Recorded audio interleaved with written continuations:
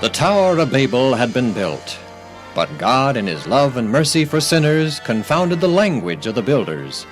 He sent fire from heaven to destroy the tower, and the people were scattered abroad to the four corners of the earth.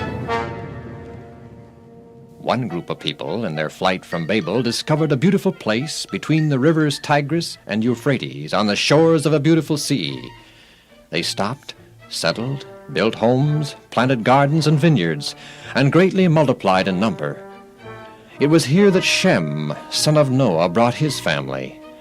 It was here that Terah, great-grandson of Shem, was born.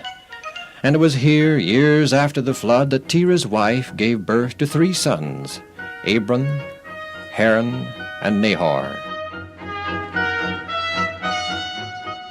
The weeks and the months and the years flew by. The baby Abram became the young man Abram.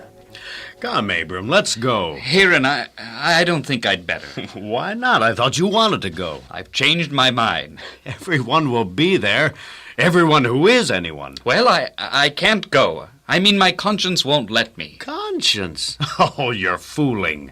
Why, it's a religious gathering. I think your conscience wouldn't let you stay away. It's not a religious gathering at all. Oh, it goes under that name, but it isn't. It's a pagan ceremony, a demonstration honoring idols, the sun, snakes, not God. But, Abram, you know how everyone is these days, even our father and our grandfathers, our whole family. Everyone worships idols. Why be different? Oh, I know, Haran. It's the popular thing to do, but I just can't do it. I don't like to be pointed out and scoffed at, but that's better, I think, than losing sight of the truth, that we were created by a living God, that we are held accountable for our actions, and mainly that we should be looking for the Messiah, as promised to Adam in the Garden of Eden. Do you really believe that about the serpent in the Garden of Eden and a promised Messiah? Noah says it's true. I heard him say so myself. But he wasn't in the Garden of Eden. No, but he heard it direct from the lips of Methuselah, who heard Adam himself tell about it. And many times I've heard Noah tell about it, and many times I've heard Noah tell about going to the Garden of Eden and seeing the angel with flaming sword guarding the gate. Yes. I've heard those things too. Even so, God is a God of love. Even you believe that. And God created snakes. He created the sun. By worshiping these things, we're really worshiping God. Can't you see that? It's not the same thing at all. In fact, it's just the opposite, the reverse. By worshiping a snake, you are in reality worshiping Lucifer himself. For Lucifer used the snake to snare Adam and Eve. You're a funny fellow, Abram. Our family is the most respected family in all of Mesopotamia. Here in Ur, we are honored and feted. We're looked up to. Now, doesn't that mean anything to you? Don't you like to be bowed to and have status? Especially with all the pretty girls? No, my brother. I would rather be right than own the world. I would rather have the assurance of salvation than have all the wealth and beauty at my beck and call. I would rather... I'm not going to stay here and listen to your foolish opinion when I could be at the celebration, eating, drinking, making merry. You can't change the course of history or fight the world all alone, my brother. So you'd better come along. Join the rest of us. Think it over. When you change your mind, come along to the celebration. I'll be seeing you there. Oh, God in heaven, forgive my brother for his unbelief. Forgive him and all the people, O God, for their apostasy and idol worship. Give me the strength, O God, to forever walk in thy paths of righteousness and to resist the temptations of easy living and the pleasures of sin. The world abounds in sin, O Lord. The people are asleep. Young Abram was faithful among the faithless.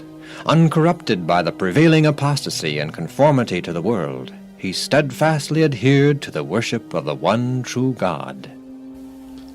Abram, because thou art faithful, I will make of thee a great nation, and I will bless thee, and make thy name great, and thou shalt be a blessing.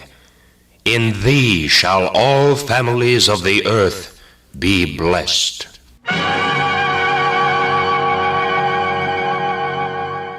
Haran, guess what happened? Happened when? When you and everyone else were at the pagan rites. You saw the light, and you're going to join the rest of us? I heard God's voice. He spoke to me. You heard God? He spoke to you? It's true, Heron.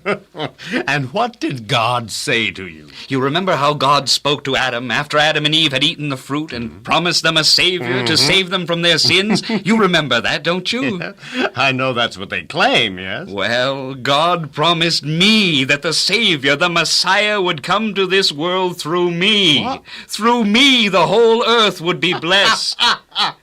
And you believed it?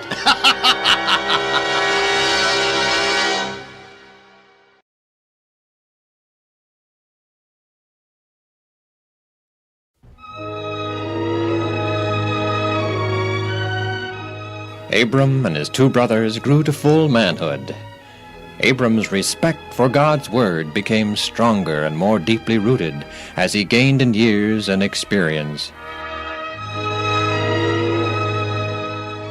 Of the three brothers, Haran was the first to get married, and in due course his wife presented him with a fine boy whom they called Lot.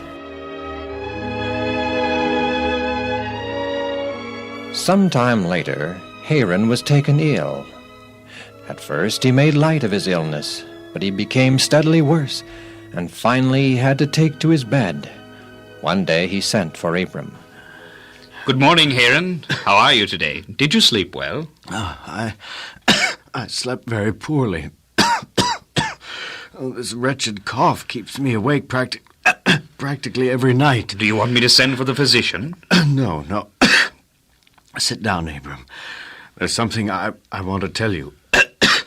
Now listen. I'm listening. Come a little closer. It's hard for me to talk. Abram, I don't believe I'm going to get well. Nonsense. Of course you're going to get well. It's no use pretending. I feel I'm near the end. You've always been a good brother to me, and I want you to promise me something. Anything, Haran. When I'm gone, I want you to look after my boy. I want you to be a second father to him. I promise. I will care for Lot and cherish him as though he were my own son. Thank you, Abram. Thank you.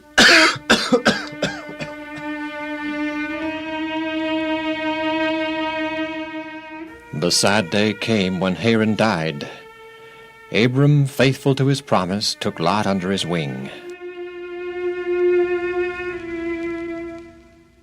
As is the way of life, Haran's death, before long, was succeeded by a happy occasion.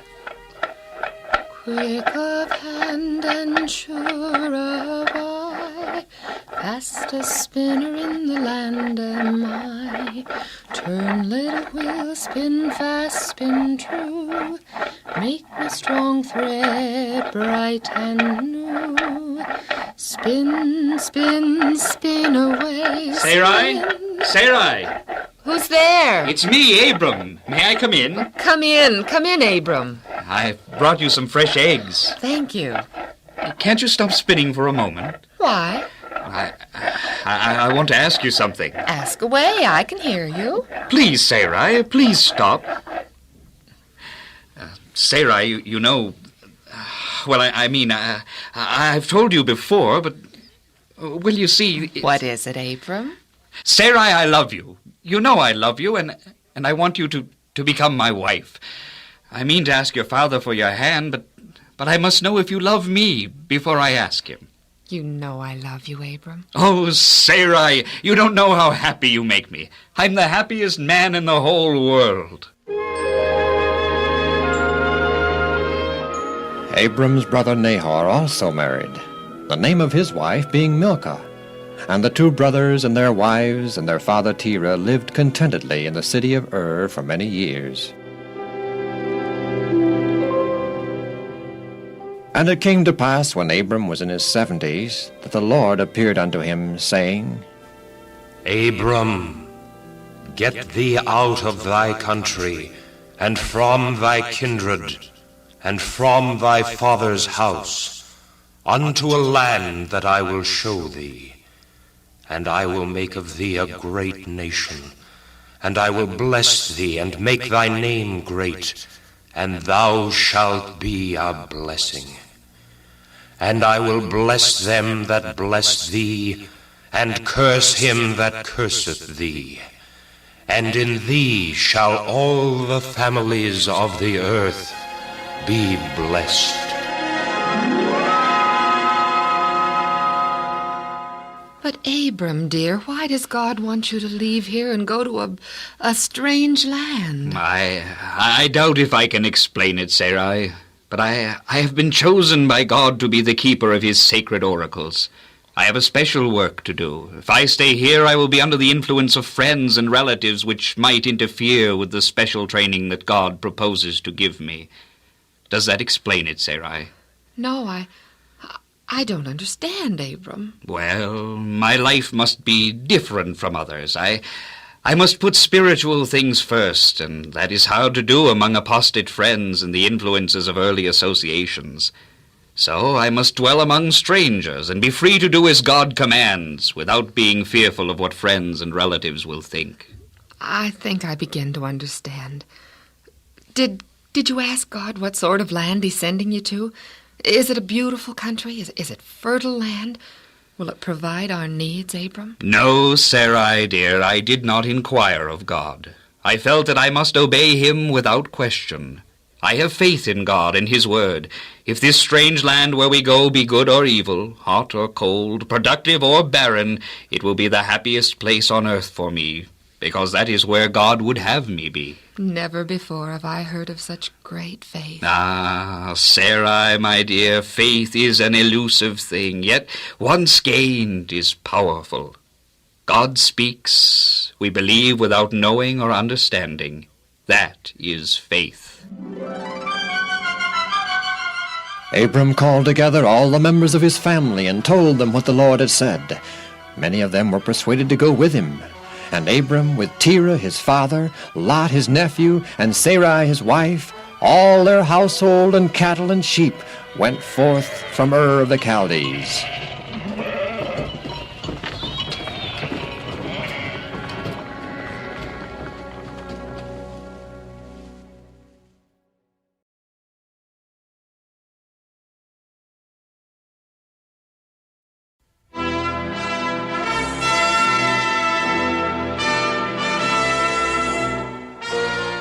By faith, Abram, when he was called to go out into a place which he should after receive for an inheritance, obeyed. And he went out, not knowing whither he went. Oh, isn't it exciting, Abram? Just look at all the people who are going with us. The cattle and sheep. I didn't realize we were quite so wealthy. God has been good to us. All these people, our wealth, God calling you to perform a special work for him. It all makes me feel very proud. It's a great responsibility, Sarai. It makes me feel small, humble, entirely dependent upon God. Oh, there! Watch that ox! Get him back on the trail! How's Father taking the trip? Not too well, Abram. It's his heart, I think. Abram! Something's wrong up front. I'd better go see. Keep an eye on Father, will you, dear? Of course. The great caravan moved slowly along the banks of the Euphrates River. You'd better take it easier, Abram, or you'll break under the strain. I can't, Sarai. There's just too much to look after. Why don't you give Lot some of the responsibility? Lot's a good boy, dear, but hardly old or experienced enough to carry much responsibility. But don't worry, my dear Sarai. I'm not going to overwork.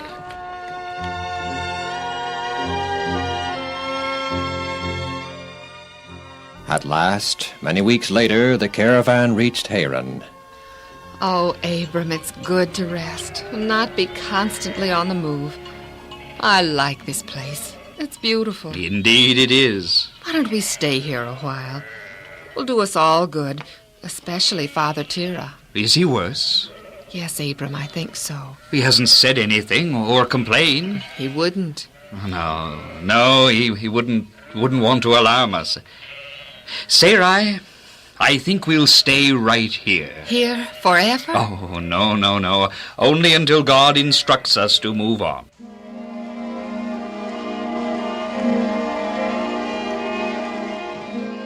But Uncle Abram, the younger folks are anxious to be on the move. Get where we're going. I'm sorry, Lot, but we're going to stay here in Haran. Oh, all right, Uncle Abram.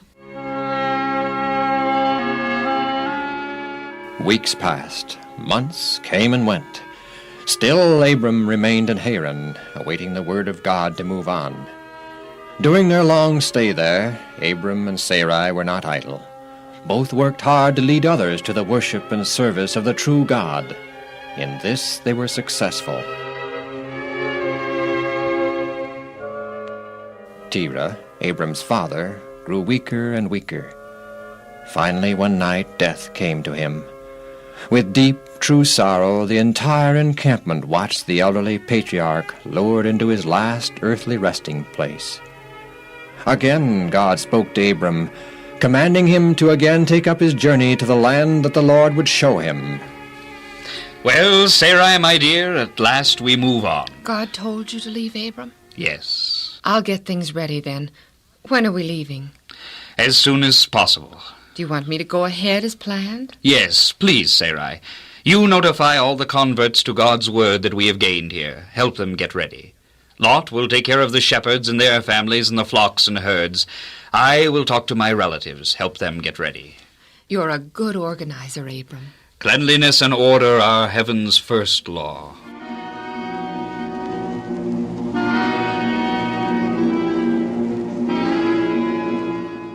You're leaving right away, Abram, my brother? As soon as we can get ready. Anything I can do to help you get ready? No, Abram. In fact, my wife and I, we've thought it over and well, Abram, we're not going. Surely, Nahor, you jest. Not only am I serious, but I think it is my duty to persuade you, too, to remain here. But God told me to go. He promised me a land of inheritance. What land? Where? You don't know. When you get there, wherever it is you're going, are you sure there'll be food for your family and great flocks? Of course not. Are you even sure there's a land that you can inherit? No. You see, Abram, that's why I'm not going and why I entreat you. Remain here where you know your family will have food, where you know that... God has called me, and I am answering that call. Well, I'm not. I'm going to stay here with what you call my idols, the pleasures of leisure and wealth, where home is. You do as you like. I agree with Nahor, Abram. I owe it to my family to remain here in Mesopotamia, where food and clothing is sure. I don't have the faith to go, not knowing where I'm going like you do. No, Abram. We're not going to remain here and worship idols.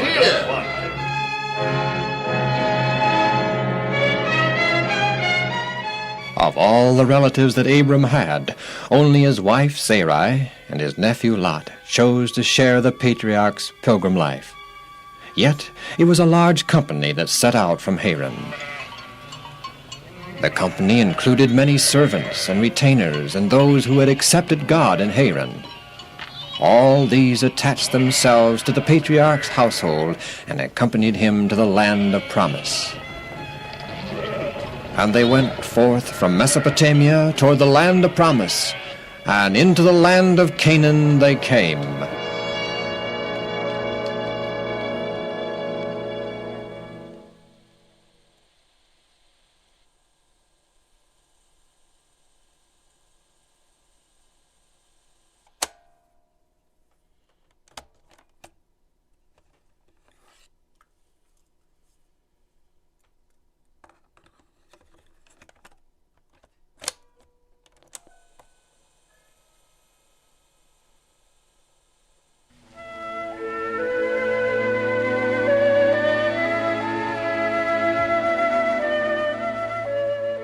What a beautiful land, Abram. This is Canaan, Sarai. Are we in Canaan already? This is Canaan, isn't it, Uncle Abram? This is Canaan. Oh, we couldn't ask for a better place to live. Look at the wide valley, the lovely green grass, olive groves, springs, large oak trees. Ah, it is truly a beautiful place. It is a beautiful place, Sarai, a beautiful land. But the people, they depress me. They're idolaters, an alien race. They actually offer human sacrifices. How could any people be so foolish, forgetful? Only a little over 3 centuries ago, the flood destroyed wickedness. How could it have gained a foothold so quickly? And Abram and his entourage came to the land of Canaan and dwelt there. And there came a famine in the land of Canaan. But Uncle Abram, we've got to do something. The cattle and sheep are about to starve, to say nothing of our families. I know, Lot. I'll talk it over with Sarai and let you know.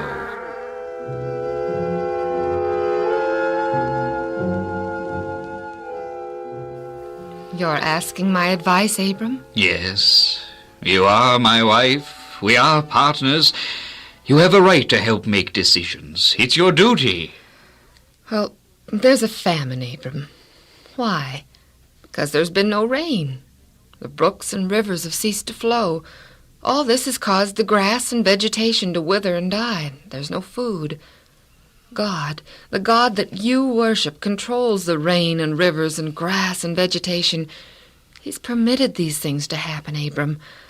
I think God is testing you. Testing me? To teach you, mold you into his own image. Yes, I think you're right.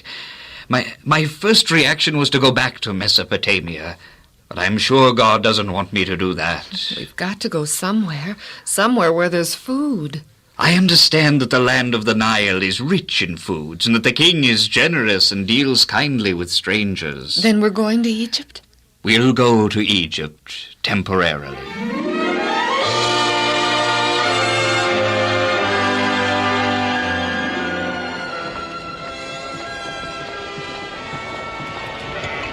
Sarai? Yes, Abram. You're beautiful.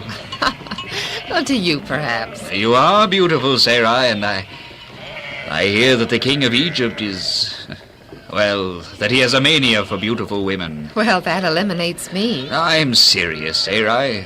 The Egyptian king does have a mad desire to possess all beautiful women. But I'm married to you, remember? He wouldn't want to marry a woman that's already married. Even kings have that much honor. But Sarai, please listen to me. You have no idea how unscrupulous those Egyptian kings are. They stop at nothing to get what they want. When he sees you, I know he'll want you, and he wouldn't hesitate 1 minute to get rid of me so he could have you. Get rid of you? Kill me! Oh! So I think we should keep it a secret from the king that we are man and wife. We'll tell him that we are brother and sister. Lie? You, Abram, the man of faith? Well, it isn't a lie, exactly. We are brother and sister. Half brother and sister. Well, anyway, it's not a lie to tell the king we are brother and sister. It's deception, Abram. Yes, perhaps, but it's necessary in this case to save my life. Don't you have faith and trust in God that he'll protect you from the king? Yes, but God will do for us only those things we cannot do for ourselves, and this is one of those cases. I think it is my duty to tell the king we're brother and sister, even if it is a deception. Oh, just the same, Abram. I don't think any good can come from lies, deception.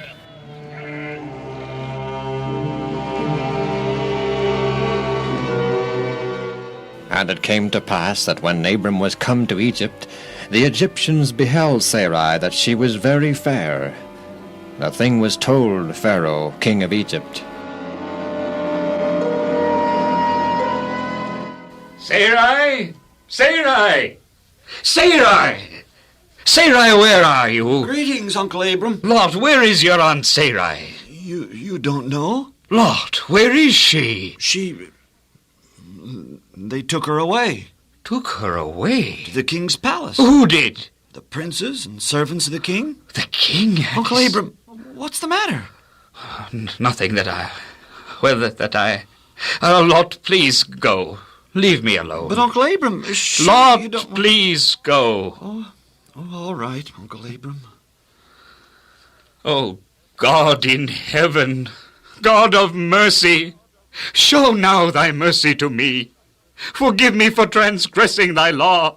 Punish me for the lie I told, but, O God, do not punish Sarai.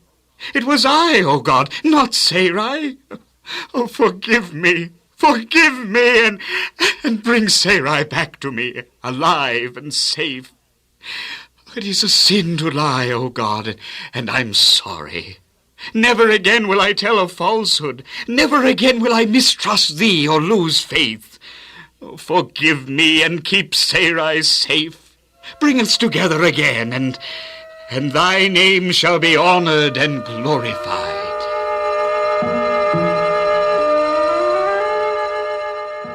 And the Lord plagued Pharaoh and his house with great plagues, because of Sarai, Abram's wife. And Pharaoh called Abram unto him and said, What is it that you have done to me, Abram? Why did you not tell me Sarai was your wife? Ignorantly I was about to do her and you serious injury. But your God interposed, Abram, and saved me from doing this great sin against you. I beg his majesty's pardon and forgiveness. Granted, Abram. Your God does you honor, Abram. He protects you. Obviously, it is a dangerous thing to harm a worshipper of your God. Is this protection normal, or does your God give you special protection? No, your majesty. The God of heaven protects all who honor and love and worship him. Obviously, I cannot permit you to remain in Egypt, lest I harm you and your God punish me again. Here now is your wife. Take her and go thy way.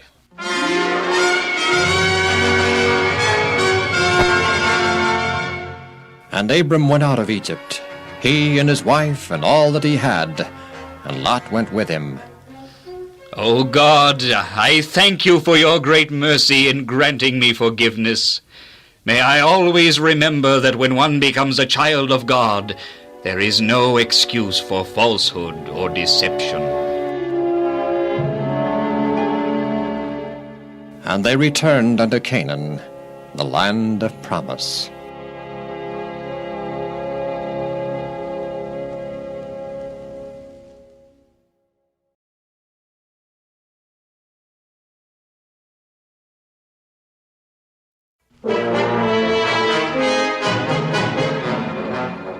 And Abram went out of Egypt, he and his wife and all that he had, and Lot went with him. And they returned unto Canaan, the land of promise. And they came and dwelt in the foothills of Bethel by the river Jordan. And Abram was very rich in silver and gold, and in cattle and sheep and goats and all kinds of flocks. So also was Lot. It soon became evident that the pasturage was not sufficient for the flocks and herds of both, and there resulted frequent disputes among the herdsmen. Like I was saying, the cat jumped right into the woman's jar of milk. And she blamed you. She thought I'd done it. Hey, you there! Hey! Oh, it's one of Lot's men. What do you want? You're trespassing. Get back across that creek. Ooh, trespassing? This is my master's pasture. It is not, it's Abram's. Since when? Since last week, Abram and Lot came to an agreement. That creek divides the pasture. First I've heard about it. Are you calling me a liar? If the shoe fits, wear it. Well, try this on for size. Oh! Now, who does the pasture belong to? Lot. You still aren't convinced, eh? Give him another convincer on the nose. Here it is. Oh! Now, do you know now whose pasture land this is? I'll see my master about this. Good idea. And we'll see Abram.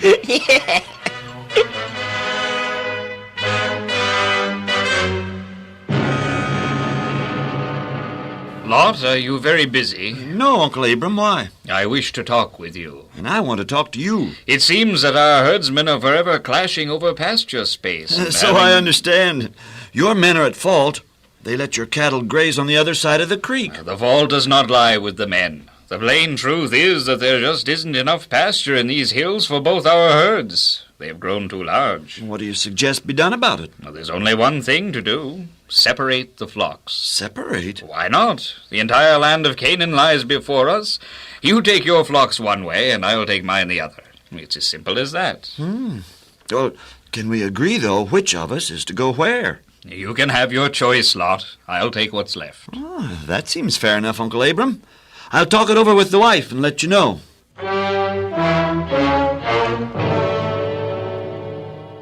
Abram gave you your choice. Yes. You refused, surely. I did not. But he's your uncle. He's elderly, the patriarch of the family, and it's because of him that you have great flocks and wealth. He probably feels noble giving me my choice. Well, let him feel noble. He's generous, unselfish. That's why he did it. And I'm not? No, you're greedy. I'm your wife, and I know. Gratitude to him, even common courtesy, dictates that he should have his choice of lands. But no, you have no courtesy, no gratitude. I intend to grasp all opportunities that come my way. Even at the expense of someone else, your benefactor? If he's that foolish, yes. How greedy and selfish can one get? Are you on my side or not? I'm on your side. Then why all this fuss? I want you to realize there is more than one side to the issue. Know what you're doing, so later, when you think about it, you won't be sorry and change your mind. I know what I'm doing. Exactly what I'm doing. Have you made your choice? The Valley of Jordan's very fertile, the most fertile of all Canaan land. It equals the beauty and productiveness of the Nile Valley. Oh, and the cities. Oh, they're wealthy and beautiful.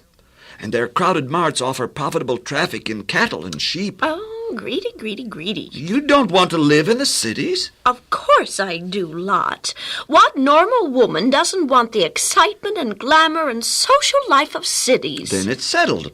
We choose the plains of Jordan. Have you thought about the moral and spiritual evil and wickedness of the cities of the plains? Especially Sodom and Gomorrah.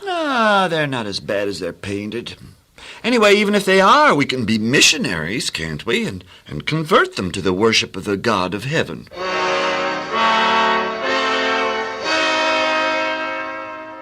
And Lot pitched his tent in the plain of Jordan towards the city of Sodom.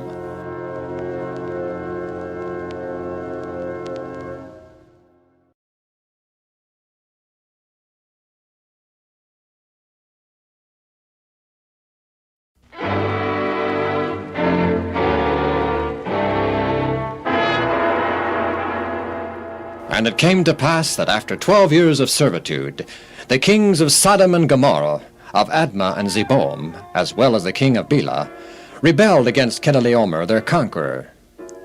And they made battle against Chedorlaomer in the valley of Siddim, and fought him. And one who had taken part in the battle came to Abram. It is terrible, Abram. They attacked our center with light troops, and we pushed them back, but that's just what they wanted. We exposed our flanks, and Chedorlaomer charged into us with his heavy infantry. You never saw so much slaughter and bloodshed. They drove us clear back to the slime pits in the valley. Only a few of us escaped into the mountains. A sad day. A sad day. Tell me, I have a nephew. His name is Lot. He lives in Sodom. Yes, I know him well. He's been taken prisoner, along with all the rest. They've taken all our women, our property, gold and silver, food, cattle, sheep, everything. They left us nothing. Nothing. And when Abram heard that Lot was taken captive, he armed his trained servants born in his own house, 318 men, and he called them together and addressed them. Men, you've all heard by now that Chedorlaomer has won the battle and has looted Sodom and Gomorrah and carried off all the property of their citizens. My own nephew Lot has been taken prisoner. Men, I swore at my brother Aaron's death that I would always look upon Lot as my own son. I intend to rescue him.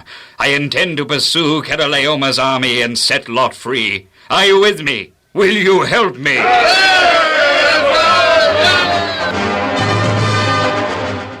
Abram and his men pursued Chedorlaomer, and when he had come close to their camp, he again spoke to his men. Now here's my plan, men. There are not enough of us to risk an attack by day, so we will attack by night. You, Ahaz, will take command of one half of our forces. I will be in charge of the other. Now, Ahaz, take your men and circle around the camp and post yourself on the other side. When you hear the signal for the attack, 3 blasts of the trumpet, advance immediately. Spread as much confusion among the enemy as you can. When Chedorlaomer has rallied his men against you, then we will attack him from the rear.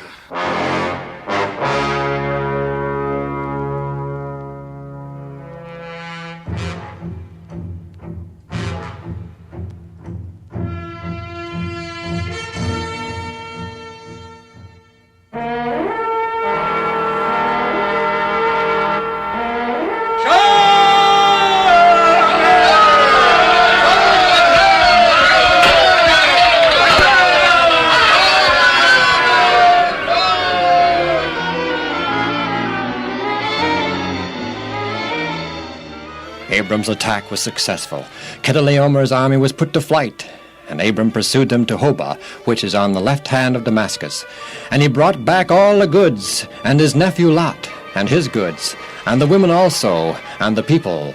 Uncle Abram, I want you to know how deeply grateful I am to you for having rescued us. I only did my duty, Lot. Without your help, we would have spent the rest of our days as slaves to Chedorlaomer. God did not will it so, nephew. And the king of Sodom went out to meet Abram after his return from the slaughter of Chedorlaomer and of the kings that were with him at the valley of Shaveh, which is the king's dale. And Melchizedek, king of Salem, brought forth bread and wine, and he was the priest of the Most High God. Blessed be Abram of the Most High God, possessor of heaven and earth. And blessed be the Most High God, which hath delivered thine enemies into thy hand. And Abram gave Melchizedek tithes of all the goods and property that he had recovered, as an expression of his love to God. And the king of Sodom said unto Abram, Our hearts are more thankful, Abram, than we have words to express. As a token of our thankfulness, give us back only the men and women whom you have freed, and take all our goods and all our property, which Chedorlaomer had wrested from us. See, O king, I have lifted up mine hand unto the Lord, the Most High God, the possessor of heaven and earth, and swore that I will not take a reward, not even a shoe latchet, and that I will not take anything that is thine. But, Abram, it is your rightful recompense, the just spoils of war. I have received the blessing of the Most High God in that my nephew Lot is returned to me. That is sufficient reward.